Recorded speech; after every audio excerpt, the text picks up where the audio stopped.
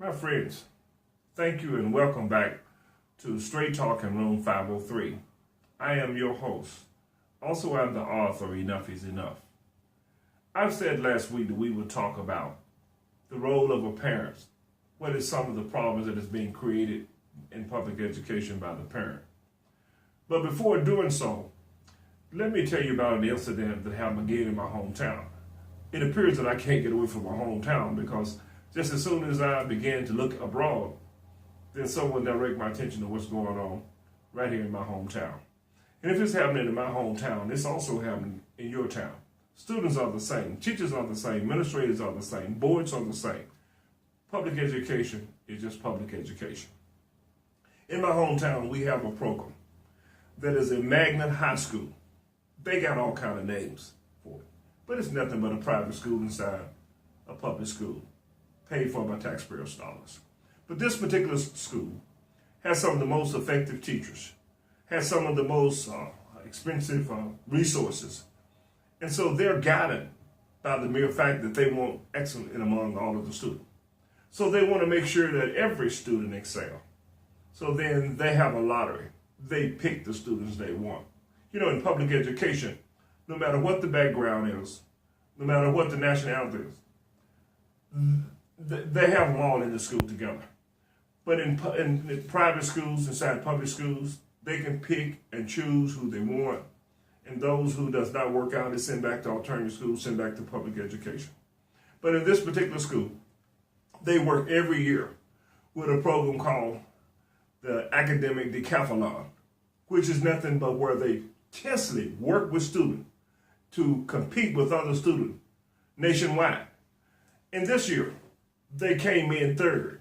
In the previous 11 years, they came in number one.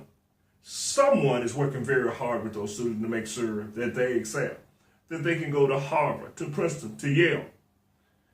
But in public education, majority of the students are going to school where the lottery is paying for it, people gambling so that other students can get an education. That is what we're doing in public education. We're gambling. This child may make it. This child may not make it. Get that child. We'll put this child over here. They will excel. That is what's going on. But these students work intensely. Well, they give up their spring break. How many students in public education will be willing to give up their spring break? They also, when the bell rings, they stay behind and continue to work. To break the monopoly of the classroom, on Sunday afternoon, you will find them at their coaches. They're working with their students. While they are doing what I'm encouraging others to do across this nation, I'm asking them to change the terminology from teachers and instructors to coaches. If you look across this gamut of all of these things that is happening in public education, the majority are coaches. Look at your school system. They move from coaches to principal. Something must be worth looking at those coaches because they promote those type of people. So therefore, these coaches work with these young people and get them ready for competition. It's been countless hours. Are the students complaining? No, because they know that the end of the rainbow is where you'll find that gold pot. Yale, Harvard, Princeton. They won't have to go to McDonald's, Burger King, unemployment, gangbanging. You got my point. We must do something to make sure that public education improves itself. Ladies and gentlemen, you can listen to me every week, as I said last week. But what are you willing to do about it? This problem is getting worse. It is going to have the same effect that global warming. In just a few more months, it's going to be way out of control. And we're not going to be able to turn things around. Just like we can't turn around global warming because it's too late. We'll have to take the consequences. Ladies and gentlemen, we must do something. Now let's take a look at the parents' role. Parents, you have to show up and show concern. You are the voice of those young people. You are their child advocate. Even though you're their child, that you are the parent of that child. You are their number one advocate. What is happening in public education, when the system, in particular the teachers and the administrators, does not see and hear from you, they assume that you don't care. So they continue to pull those students that they put into the magnet, into the academic academy, into the private school. So let's work with them. They are in the Booster Club. They're giving financial support. They're giving, they're present. They're working in the classrooms. We don't ever see those other parents. Only time that they show up when they come to cuss the teacher out, cuss the principal out. So we don't see them. So they're not important. We just work with those that we have. Parents, we have got to turn that around. We have got to show up in the classroom. We have got to show up on Parents Teachers Night. We have got to show up when it's time for us to show up, which is at the school board meeting. What is happening with my child? My child is not coming home with any homework. Well, just today I asked them today, do you all have homework? We never have homework. Why don't you have homework?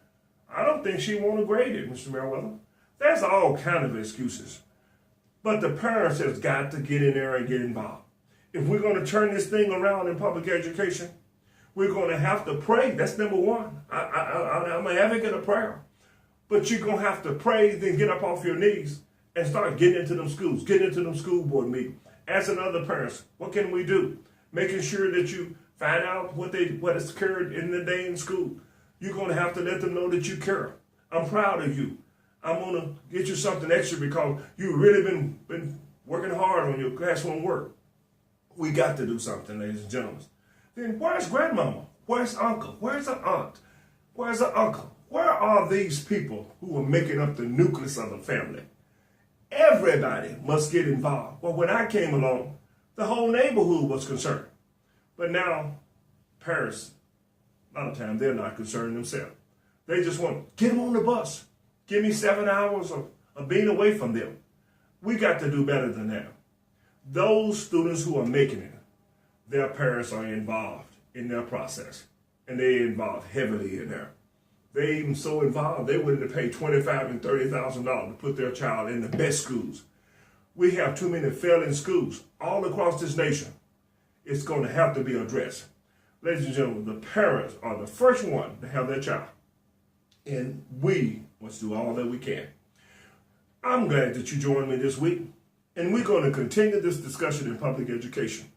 But I need for you to become concerned and see what you can do. Find out what the community can do as well. So until next week, I am your host, Morris Merriweather, the author of Enough is Enough, and also the host of Straight Talk in Room 503. We'll see you next week, same place.